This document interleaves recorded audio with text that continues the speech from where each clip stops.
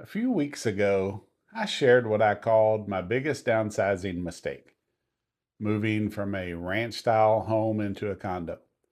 I thought I was simplifying my life: less maintenance, less responsibility, more freedom.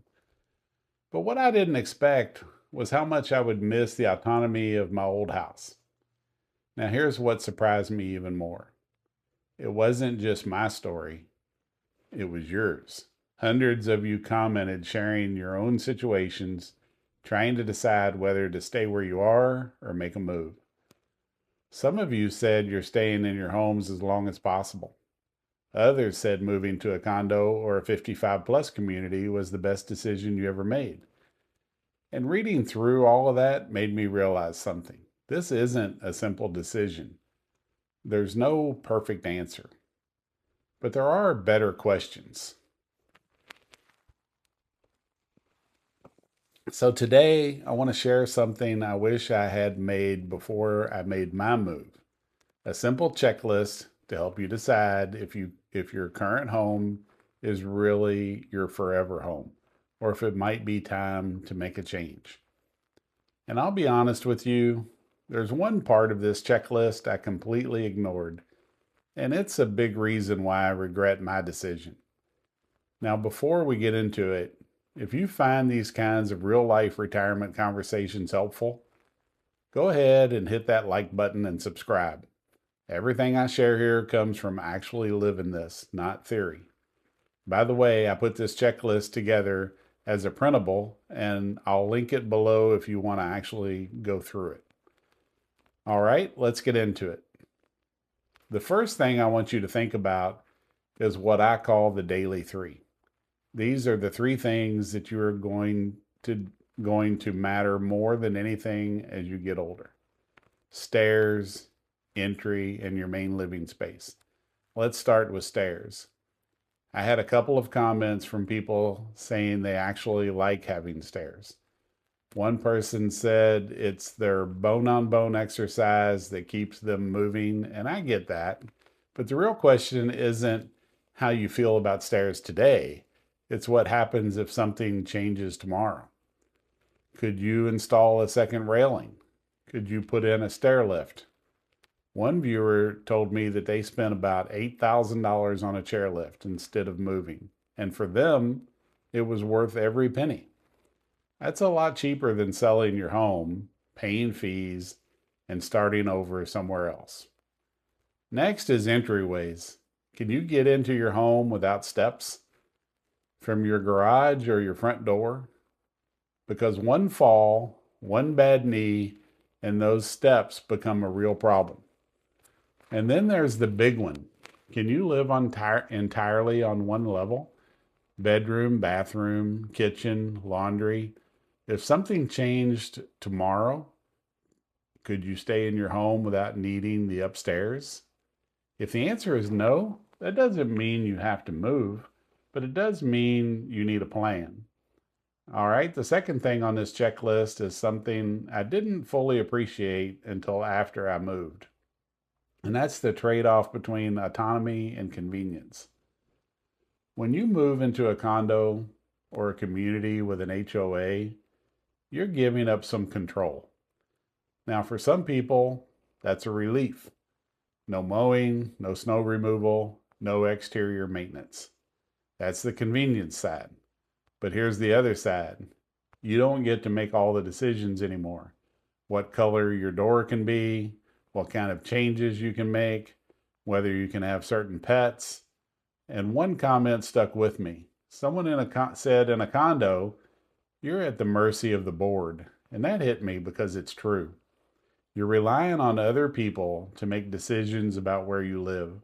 And sometimes those decisions involve money, special assessments, repairs, things you didn't plan for. Now let's talk about the maintenance. A lot of people assume that condo living is cheaper. When you actually break it down, what would it cost to hire someone to mow your lawn, to handle snow removal, to do basic maintenance? Some of you told me that hiring help was actually cheaper than your monthly HOA fees. That's something I didn't really think through enough. I just assumed less responsibility meant better. But there's a cost to that convenience. All right. Number three is your social and neighborhood situation. And this one goes deeper than most people realize. I call this the 15-minute rule. Can you get to the things you need within 15 minutes? Grocery store, doctor, pharmacy, maybe a place to grab coffee.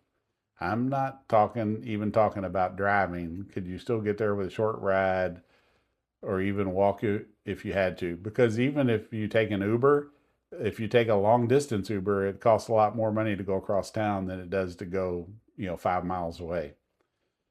Because as you get older, convenience isn't just nice, it becomes necessary.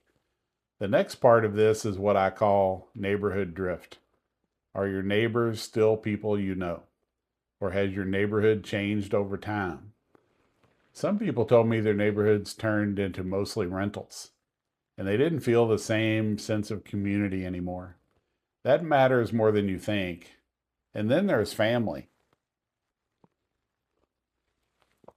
Are you moving closer to family or just moving away from your house? Because those are two very different things. A lot of you mentioned the grandkid factor, staying in a larger home so you can host holidays, visits, sleepovers. That's not just about space, that's about connection. And you have to decide how important that is to you. All right, number four, and this is the one that catches most people off guard, the financial reset. When you move, you're not just changing homes, you're resetting your financial situation. In some states, your property taxes are frozen or limited as you age. But when you buy a new place, the clock resets and your taxes can jump.